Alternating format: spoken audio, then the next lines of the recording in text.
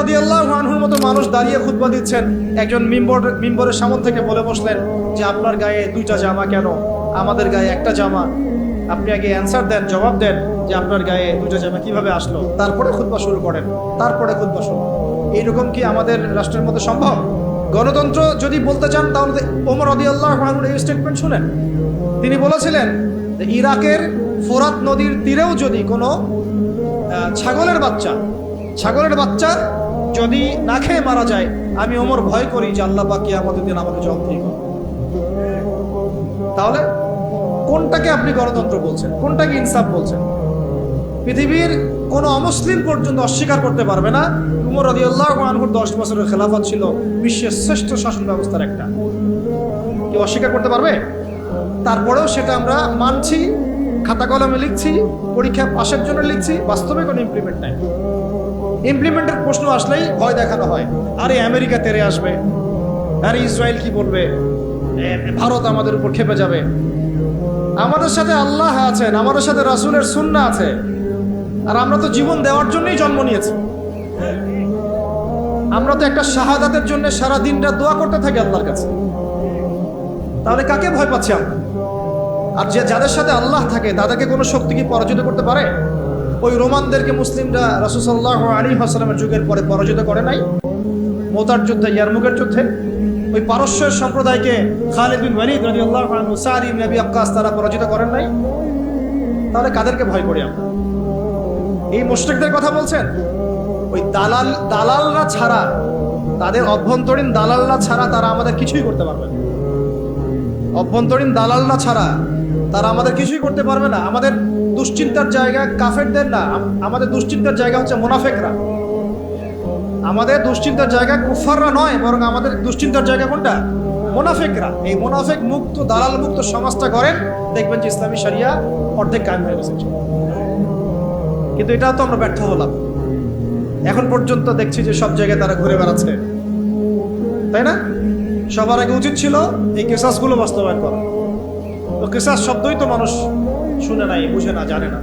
নামাজ জিজ্ঞাসা করলে নামাজ বুঝে, রোজা বললে রোজা বুঝে, সওম বললে সওম বুঝে, যাকাত হয়তো বুঝে কিছুটা, সালাত বুঝে, তারাবি বুঝে, কিসাস বুঝে না। কিসাস মানে মুগ্ধকে যে হত্যা করেছে তাকেও হত্যা করতে হবে, নাম কিসাস। এই ভাষায় কথা বলা দরকার ছিল আমাদের। খুনের বিচার, এইসব শব্দ বাদ দেন। শব্দগত বিপ্লবের দরকার, শব্দগত বিপ্লবের দরকার আছে, ভাষাগত আদর্শের বিপ্লবের দরকার আছে। ওরা একটা শব্দ বলবে, আমাদেরকে কাউন্টার শব্দ বলতে হবে। ওরা যদি বলে আমরা ধর্মান্ধ, আমাদেরকে বলতে হবে এরা হচ্ছে সেকুলার অন্ধ, এরা নাস্তিক অন্ধ, এরা বামান্ধ। ওরা যদি আমাদেরকে মৌলবাদী বলে, আমরা ওদেরকে কাউন্টার শব্দ প্রয়োগ করব। ওরা আমাদেরকে বলে কি বলে, আর কি কি শব্দ বলে বলেন? হ্যাঁ, জঙ্গি টঙ্গি বলে, আমরা বলবো এরা দালাল। এরা কি? এরা দালাল। ওরা যদি কাউকে জঙ্গি বলে, আমরা বলবো সে মুজাহিদ। সে কি? মুজাহিদ। ওরা যদি বলে ইসলামী আইন সেগুলো শেখেলে, আমরা বলবো ইসলাম চির আধুনিক, ইসলাম চির আধুনিক। ওরা বলেছে আমাদেরকে যে হত্যার বিচার। হত্যার বিচার শব্দ তো অতটা মনের মধ্যে আঘাত করে না, কিসাস শব্দ আঘাত করে। কিসাস আল্লাহর দেওয়া শব্দ। চোখের বদলে চোখ, দাঁতের বদলে দাঁত, জানের বদলে জান। এটা কি বাস্তবায়িত হয়েছে? আপনারাই বলেন তো, এই জুলাই বিপ্লবের পরেও কি হয়েছে? অথচ আমরা গতকালকে নিউজে দেখলাম সিরিয়াতে কয়দিন আগে একটা ঘটনা ঘটেছে, দেখলেন না? যে সিরিয়ার বাশার আল আসাদ পতন ঘটিয়ে মুজাহিদ ভাইরা সেখানে গিয়েছে, সেটা আলহামদুলিল্লাহ সেটাকে আবার পুনরুদ্ধার করতে সক্ষম হয়েছে। এই 24 দিনের মধ্যে তারা ওদের 36টা বড় বড় যারা জালেম ছিল ওদের বিচার করা শেষ হলো। আর আমার দেশে কত বছর লাগতে পারে এগুলো? এই যে জিনিসগুলো কেন হচ্ছে না, কেন হবে না? কারণ আমরা ইসলামী শরিয়া বা ইসলামী আইনটাকে বাস্তবায়ন করতে পারি। ইসলামী শরিয়া আইন থাকলে এটা ইনস্ট্যান্ট ব্যাপার ছিল, ইনস্ট্যান্ট। দেন কেসাস। খুন করেছো, ধরে নিয়ে আসা হবে, তার পরিবারকে আনা হবে, আর হত্যাকারীকে আনা হবে, পরিবারকে জিজ্ঞাসা করা হবে তোমার ওই সন্তানকে অমুক হত্যা করেছে, সাক্ষী আছে, প্রমাণ আছে, সব আমাদের কাছে দলিল প্রমাণ মজুদ। তুমি কি তাকে মাফ করতে চাও? তুমি কি তাকে মাফ করে মুক্তিপণ নিতে চাও, না তার কেসাস চাও? দুটো অপশন দেওয়া হবে। যদি পরিবার বলে যে আমি মুক্তিপণ চাই, আমাকে 100 উটের মূল্য দিলে হবে বা এটা, তাহলে ওই ব্যক্তির বেঁচে থাকার সুযোগ আছে, ও ছাড়া পেয়ে গেল। যে খুন করেছে সে মাফ পেয়ে গেল, কারণ পরিবার তাকে মাফ করে দিয়েছে।